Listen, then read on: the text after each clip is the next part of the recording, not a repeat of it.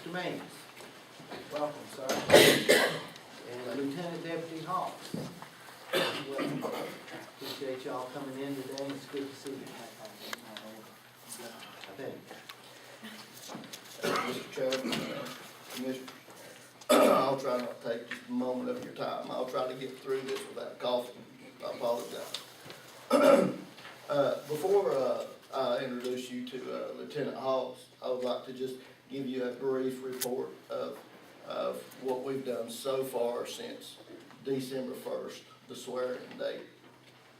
The dispatch center, the 911 center, has received 1,095 total calls for service since I took office. The deputy calls for service, we have had 482 from December 1st to January 1. We're just talking about 1 month period of time. In that 1 month period of time, they arrested 32 people. We've averaged over 1 drug arrest per week, which is very good. For my guys, they've been really out working hard trying to find this. They served 95 civil process papers. We've had 3 involuntary commitments, which are very, very time consuming, and they take up a lot of man hours. We recently started a patrol log to where we can actually keep up with statistics better, so we can better serve our community and let them know what we're doing. And in that, we have several different things that we check statistics on, one of them being business checks. We've checked 878 business checks in that 1 month period of time. And also in that 1 month period of time from December 1st, 2014 to January 1st, 2015, we looked at the numbers from the previous year in the same time frame, December 1 to January 1 in the previous year to now, and we saved more than $2,500 in overtime alone. My first month in office, we saved over $2,500 in overtime alone. So I would like to thank my staff for working diligently to try to get everything done during their shift that they can, so we don't have to go into this time and a half, which really cost the taxpayers tons and tons of money. So we're going to really try diligently. We're going to work really hard to try to save taxpayers money. We try to check the outlying schools every day. We have officers that walk the hallways and communicate with the children and give them high fives walking down the halls. We're trying to build relationships with these kids. We established an anonymous tip line to where folks can call in to the sheriff's office. They don't even have to speak to a soul. The number is 372-TIPS, T-I-P-S. They can just call that number. They don't have to speak with a soul, give an anonymous tip, and I'm the only one that can check that. My senior staff can't check it, only myself. So I think that this tip line is going to give folks that maybe feel uncomfortable speaking to folks about problems in their neighborhood. I think it's going to give them another avenue to reach out to us so we can check into some issues. And it's been effective so far. Last week, we had a roundup, is what we call it. And what we did was we went through the warrants list and we were trying to clean it up. And I've been at the sheriff's office for 22 years, and we've done a lot of roundups over the last 22 years, but unless I'm mistaken, this is the largest one we've ever had. We had 21 folks arrested in that one roundup, which is huge, and it was a joint effort. Myself and Chief Bob Lane put together a group of officers to meet this demand, to go out and canvass the county to try to pick up folks on these warrants. So 21 is a big number for one event. And the Are You OK program that I spoke about while I was on the campaign trail, We're getting ready to start it in the coming months. It's gonna take a little while to get everything started on that, but I did want to report to you guys that that is coming. It's gonna cost about $1,000 to get it, to buy the program, and we're gonna have to have a computer for it too, to hook it into. And what it is, it's a telephone program that will call senior citizens every day, at whatever time that they would like to be called. They get to pick the time, and what it will do is it will just call them just to make sure that they're okay. Because we don't want to walk into someone's house and find them laying there after they've been there for several days. So we want to give them the opportunity to have a telephone call every day just to make sure that they're okay. And if it turns out that they fail to answer their telephone, then we'll send law enforcement out to check on them. And hopefully we can save many lives that way. But that's my report to you. And I'm gonna turn this over to Lieutenant Hawks to talk with you about the grants, unless you have any questions. Question, if I may, the tips line, Yes. what's the cost? It's really, really small. It's about $13 and something a month. A matter of fact, We'll keep those savings going because we got budget coming. yeah, I'll tell you what, whenever I first thought about the tips line, I was concerned about, first of all, I knew we had to do it. Because, folks a lot of times don't feel comfortable talking to folks about problems that's going on in their area. So we need to give them this avenue, to reach out to us. Well, anyway, so I started looking into this process, and I was concerned about the telephone line charge and hooking into our commercial system, and I was sure that was gonna be expensive. So we kept wheeling and dealing, and anyway, a little over $13, so I was really satisfied with that. I think it's very economical. On the tip line, when somebody calls in, does it or does it not record their phone number to you? Yes, it will do that unless it's marked private. So it's an anonymous tip line, but their phone number is identified. Unless they mark it private. Yes. They do not have to reveal their telephone number, they don't have to reveal any information other than what they would like to reveal to us. And, the beneficial thing about that to law enforcement is, we need to know, it's kinda like going fishing in a pond. You don't wanna fish where you're not gonna catch fish. So what this is it's showing you where the fish might be. So that's the help of the tip line, yeah.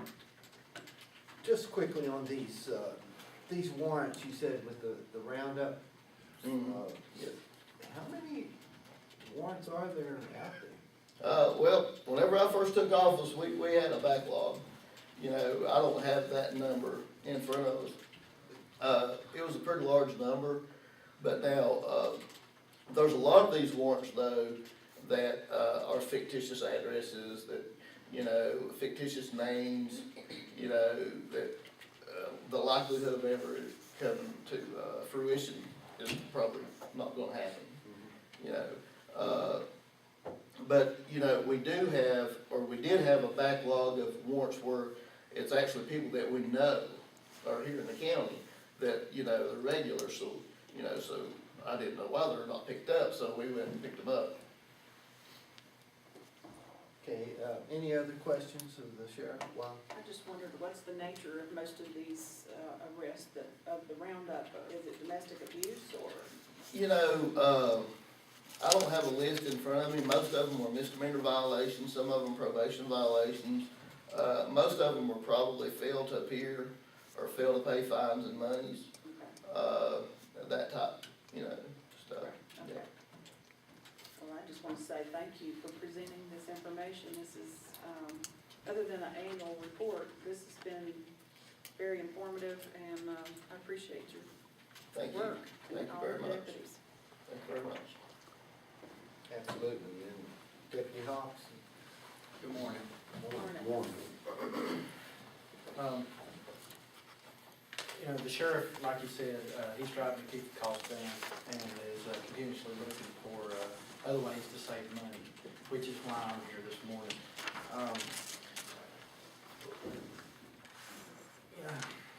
You know, the reason we're here basically is to get your graces in applying for 2 grants through the Governor's Crime Commission. The first grant is a grant for 2 domestic violence, primary domestic violence officers, and a victim advocate, which is a required position when you're applying for this grant. It's a $200,000 grant. But I wanted to give you a little background of the reason why we was applying for it. We recently collected stats from January 1st, 2014 through December 31st, 2014. During this collection of stats, we found that 40% of a deputy's caseload involves some form of a domestic violence, child abuse, exploitation issue. I'm sorry, what percent? 40%. Yeah. We also had 1 domestic violence related homicide in 2014. So the domestic violence issue is a serious thing for our county. Deputies need specialized domestic violence, sexual assault, human trafficking, child elder abuse, stalking, and dating violence training to provide the most effective services to crime victims in our county.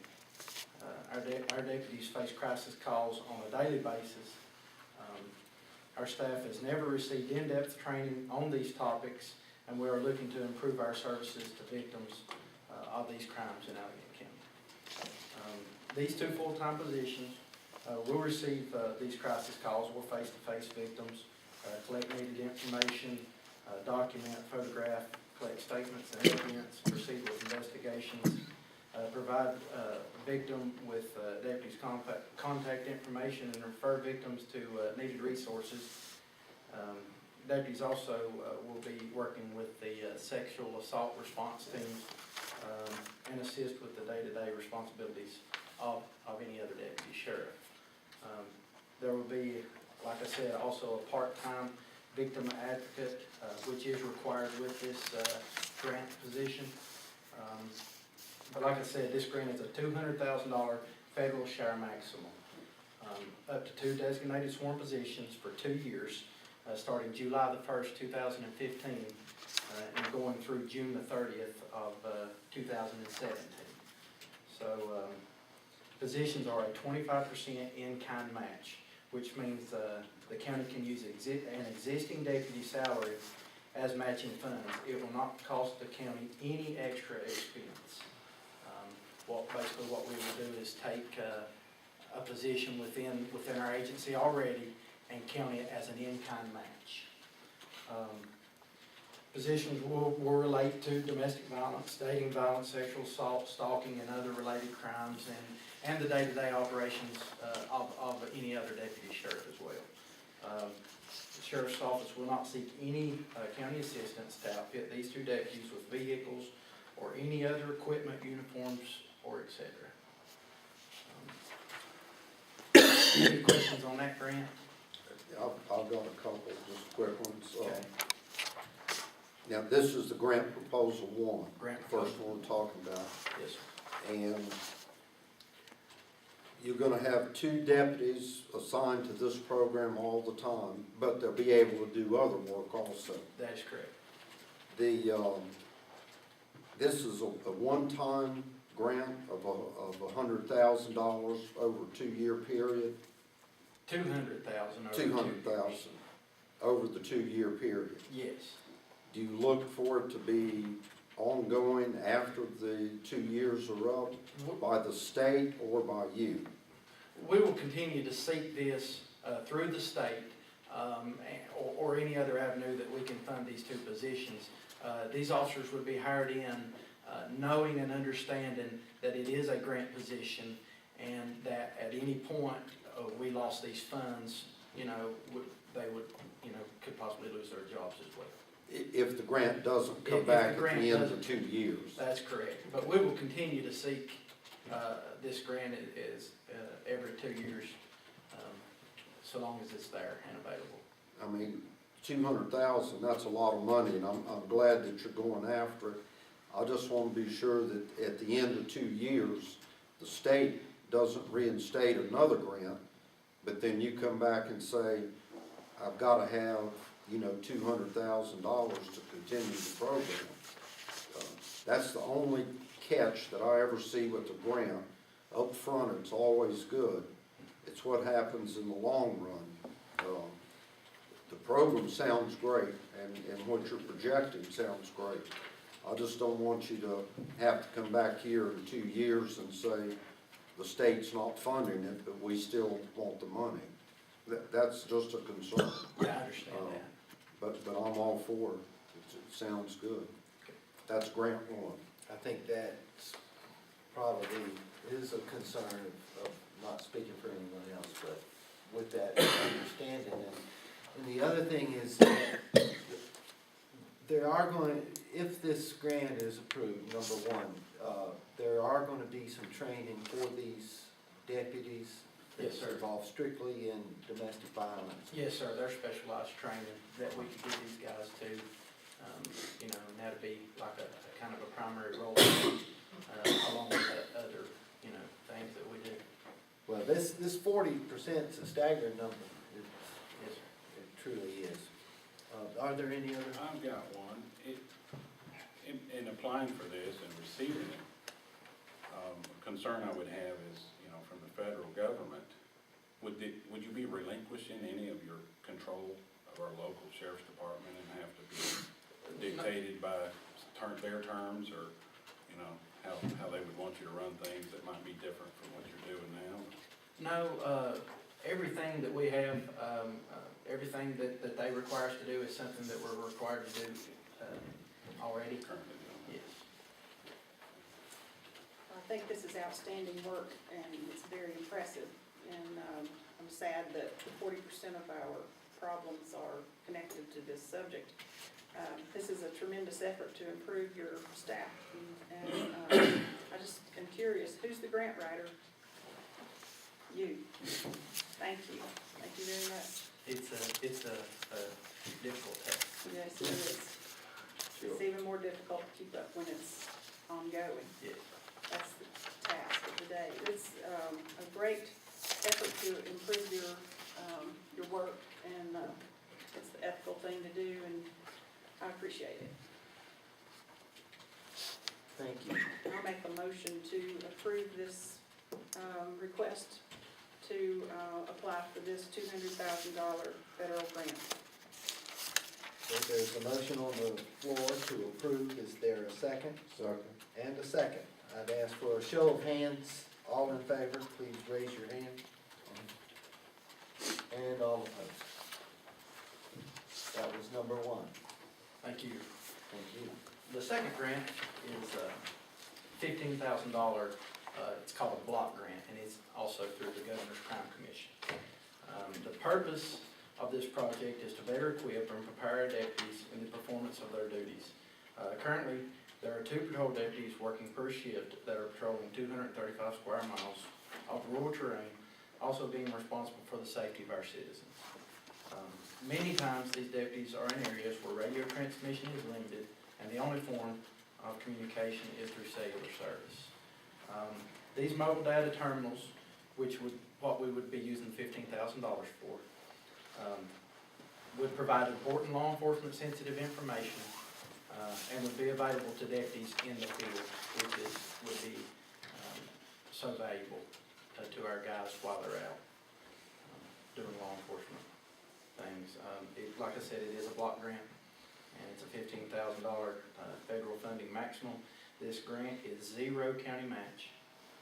It will not cost the county any extra money. Funds will be used again to purchase the mobile data terminals for our vehicles. What is a mobile data terminal? It's a fancy term for a computer. Computer. It's just it's a very rugged, tough computer. It will allow us access to many different websites and programs that we use for incident reports and other things.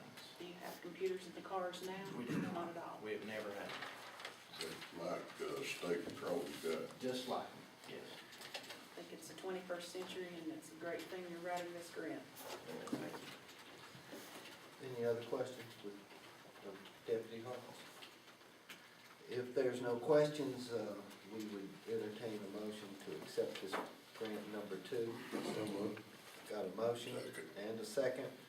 I'll ask for a show of hands, all in favor, please raise your hand. And opposed, 5-0. I've just got a follow-up question for the sheriff or either one. Are you covered communication-wise in the county 100%? Do you have some areas that don't, where you can't communicate with each other?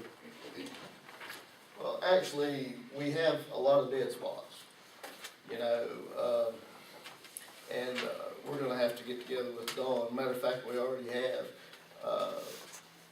We need to start a conversation to try to provide better radio coverage. You know, I know there's several of the fire departments that have a lot of problems in that area. I know Laurel Springs, for example, you go to their fire department and you can stand out in the parking lot, and whenever dispatch sets the tones, you know, a lot of times it won't even hit them. And that's at their own fire department. So, yeah, we do have some issues as far as radio coverage. If you have to go to an area where you know it's a dead zone, do you send 2 deputies or do you just send 1? Well, I'll tell you what, whenever I first took office, the first thing that I did was I went to 2 officers per shift. And it's for liability purposes, it's for safety purposes. You know, whenever you're in the academy, you're trained to do everything with 2 officers. But yet, whenever you come to the mountains to work like I did 22 years ago, you're taught to do things 2 officers, but then you go in and you're trying to separate fights with 1, and then everyone's trying to fight you while you're trying to separate. So yeah, we're trying now to try out the 2 officers a shift, but it is really tremendously hurting. What we had to do is we had to pull a detective away from the spots and move 1 to, so we could get to the 2 officers a shift. But yes, the answer is yes on that. You know, if it's something that we're having issues on in those areas, yeah. Or any kind of emergency situation, we'll send 2 officers anyway. If, back to the communications part, you said you're starting a dialogue, is there anything we can do to help? I can't imagine anything scarier than going out on a call, especially at nighttime, and not being able to communicate with anybody. You know, we'll just have to wait. We're gonna get together, you know, probably have some conversations about towers, you know, and those type of issues. Quite simply, Bob, it'll be a budget issue. And Yes. it'll ultimately be there's always been miscommunication. This is not new. This is something that's been, you get fluctuations depending on weather, and but this is not new. We've always shot off 2 towers since, I won't say always. Larry's got a better history of this than I do. I know we've moved around in the county, but ultimately what happens is when you add that 3rd tower, the price, and I'm not trying to scare, to me, if we're willing to go down this road, I'm willing to go down this road with you, because there is an issue. And once you go to that 3rd tower and get into a simulcast system where the repeaters talk to each other, the cost gets enormously larger. Not just double, I'm talking about hundreds of thousands of dollars. And if we're willing to go and have that study and look at it, there is a need. There is a communication need. The fire departments have always had this issue, and we've always had these dead spots. And so ultimately, Bobby, I'm responding to your question, is there something that this board can do? Ultimately, the end answer to that would be, basically budgeting and putting the funds in place to address the issue. And I'm saying this, I apologize without y'all having the base knowledge of that, but but I'm just telling you, at the end of the day, that's where we end up. It would be a significant resource request. Any, I got one other question, is speaking of the communication gaps with these mobile data terminals, how's the transmission with those, gonna be with those? Is it gonna be- I think that, they would be like a Verizon Air Card, working off of a cell tower. Okay, And generally, our cell service is pretty good. You know, you hit a spot here or there, but, most of the time, it's as good or better than radio transmission. but there would be some areas. There'd be a spot here or there. So, thank you. okay, Thank y'all for hearing. thank you very much. God bless you guys, thank you. Appreciate it.